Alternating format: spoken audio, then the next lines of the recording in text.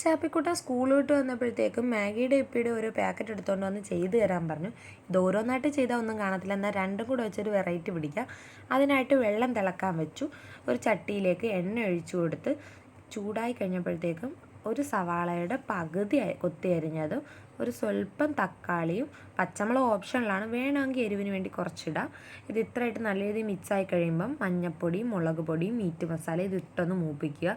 ശേഷം മെയിൻ ഇൻഗ്രീഡിയൻ്റായ മാഗിയുടെ ഇപ്പിയുടെ മസാല ഇട്ട് കൊടുത്തൊന്ന് ഇളക്കിയ ശേഷം ഗ്യാസ് ഓഫ് ചെയ്യുക.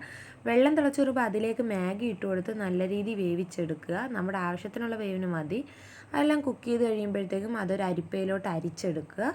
ശേഷം നമ്മൾ മിക്സാക്കി വെച്ചിരിക്കുന്ന മസാലയിലോട്ടിട്ട് നല്ല രീതിയിൽ ഇളക്കി കൊടുക്കുക. ഈ ചൂടോടെ മാഗി ഇട്ട് ഇളക്കുമ്പോൾ തന്നെ ആ ഫ്ലേവർ നല്ല രീതിയിൽ നമുക്ക് അറിയാൻ പറ്റും. അങ്ങനെ ആവശ്യമെങ്കിൽ മാത്രം കുറച്ച് ഉപ്പും കൂടി ഇട്ട് സംഭവം സെറ്റാക്കി എടുക്കുക.